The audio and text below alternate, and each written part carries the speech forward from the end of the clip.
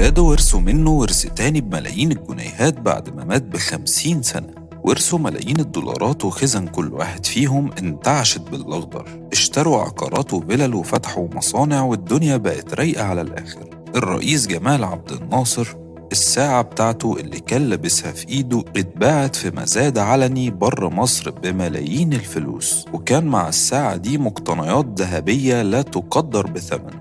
ثروة جمال عبد الناصر اللي ظهرت مؤخرا وبقت حديث الناس، وشركات كبيرة حول العالم كانت بتزايد بأرقام خزعبلية على الساعة الرولكس بتاعته. وبدأت الناس تسأل هي إيه ثروة الرئيس جمال عبد الناصر اللي لسه موجودة؟ بعد ما الناس سألت اللي بيحصل ده، طلع تقارير إن جمال عبد الناصر وقت رحيله كان عامل إيداع في إحدى البنوك المصرية بمبلغ 3300 جنيه و40 قرش مصري. وغير ده جمال عبد الناصر كان عنده أسهم في شركة كيما، وغير الأسهم اللي في شركة مصر للألبان، وعنده عقارات كانت إيجار قديم وحوالي 60 شهادة استثمار، وعنده 10 أسهم في الشركة المصرية لصناعة الأقلام، وكمان 10 أسهم في بنك الاتحاد التجاري وكانت قيمتهم 60 جنيه و91 قرش، وكان عنده 101 سهم في الشركة القومية للأسمنت و40 جنيه سندات تأمين، بالإضافة لوثائق قيمتها 5000 جنيه متوزعين على بعض الشركات الحكومية. ده كله غير الراتب الشهري للرئيس جمال عبد الناصر اللي كان حوالي 600 جنيه مصري من غير الحوافز. ونيجي بقى للنقطة المهمة، وهي مقتنيات جمال عبد الناصر اللي النهاردة حققت مبالغ ضخمة جدا بعد سنين من وفاته.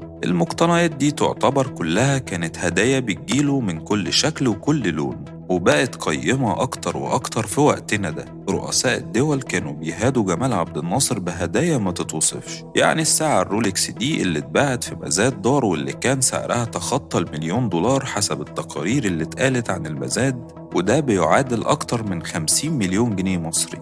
ودي كانت هدية من الرئيس الراحل السادات لجمال عبد الناصر. وده غير المقتنيات اللي كانت بتجيله من هنا ومن هنا، مقتنيات دلوقتي تساوي فلوس كتير جدا. ومن رأيي لو زمان زي دلوقتي ما كانش حد هيدي هدايا لحد بالقيمة دي كلها، خصوصا إنها عملت آلاف الدولارات وملايين من الفلوس. ده غير الهدايا اللي كانت بتيجي من الملك فيصل ملك المملكة العربية السعودية. أما دلوقتي ولاد جمال عبد الناصر بدأوا يشتغلوا في البيزنس، وكلهم بدأوا يستثمروا وبقوا رجال أعمال كبيرة في مصر، وبقوا حابين إنهم يكونوا من أكبر رجال الأعمال في مصر والوطن العربي. منهم عبد الحكيم عبد الناصر اللي عنده شركة مقاولات كبيرة جدا في مصر ربنا يزيده، والتانية وهي منى عبد الناصر زوجها من أكبر رجال الأعمال في مصر، وابنها كان صاحب قنوات ميلودي على النايل سات. أما أخت جمال عبد الناصر بقت مليونيرة بعد ما باعت حتة أرض كان الرئيس اشتراها لها ب750 جنيه، وباعت الأرض دي لشركة السويدي بحوالي 2 مليار جنيه، وكمان معاهم شراكة. ودي كانت حكاية مقتنيات الرئيس جمال عبد الناصر اللي كانت زمان هدايا ودلوقتي بملايين الفلوس. ربنا يرزق الجميع.